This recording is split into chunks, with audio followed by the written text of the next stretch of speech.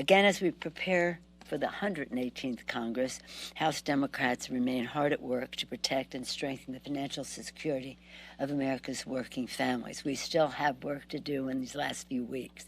I know you want to know the schedule, but we're not quite there yet. Yesterday, we passed something that was urgent and necessary to avert a catastrophic national rail shutdown. It was something that was necessary, and the president asked us to do it. He has been at the table as the most pro-union president we have had, not only for the first iteration of it, but then the further improvement of it.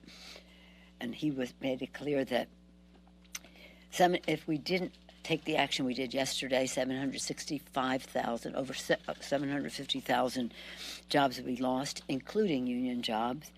$2 billion a day in economic activity would be erased. Families unable to, having more of a struggle to buy groceries and life-saving medication. Small businesses unable to get their product to market, especially concerning to the ag community where perishable goods have a short fuse and need to be transmitted. At the same time, we stand firmly in support of paid sick leave.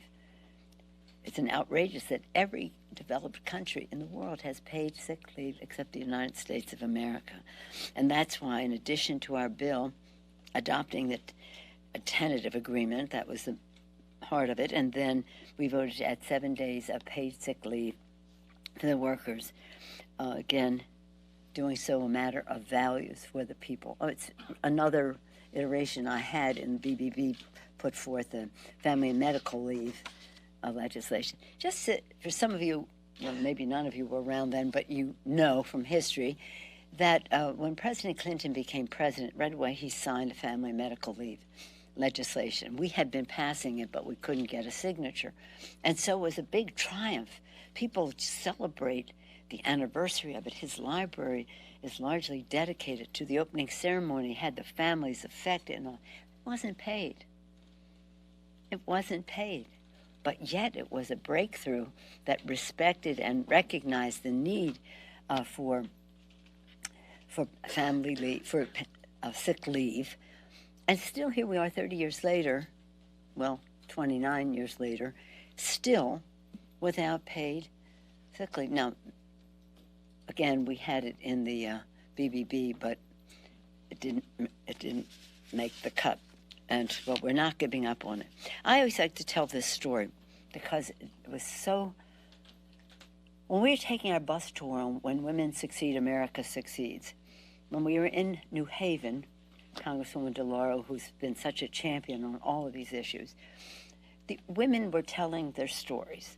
And one woman said, I'm not going to tell my story only. I'm going to tell the story of women that I see. I'm a school bus driver. And when my school bus pulls up to the curb and I see a mom with tears in her eyes, I know exactly what to expect. She's going to be putting a sick child on the bus because she has no choice. She cannot afford a caregiver to take care of the child at home. She has no paid sick leave, so she cannot take off work.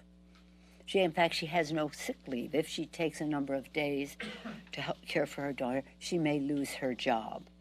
She may lose her job. So no benefit, risked job, no ability, making enough money to pay for a caregiver. A child will be on the bus sick, and that isn't healthy for that child or for other children on the bus. So these jobs on the railroad, they're tough jobs. They take skill and really experience and the rest. You would think that there would be a recognition that if they needed sick leave, that to replace them would be difficult because of the skills required. But the fact is mostly they're not replaced because it shrinks the cost of the company, increases the profits, and that's the problem that we are in.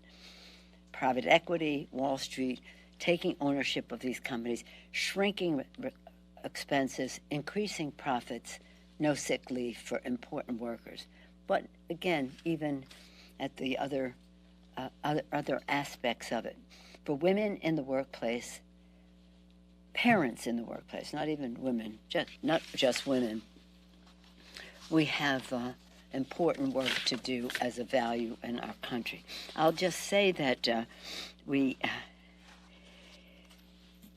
some of you have heard me say from time to time that Adam Smith wrote 2 books, because this is all about, is capitalism serving us? I think it is, but it needs to be more compassionate. It hadn't recognized the factors of production involve respect for workers. Adam Smith wrote a second book, not only Wealth of Nations, which he talked about laissez-faire, laissez-faire, but he also wrote another book called The Theory of Moral Sentiments, which I from time to time quote, because in it, his message in that book was that the strength of our economy and the strength of our workers go hand in hand. I wish he had written one book, put them together, so that people would understand that connection.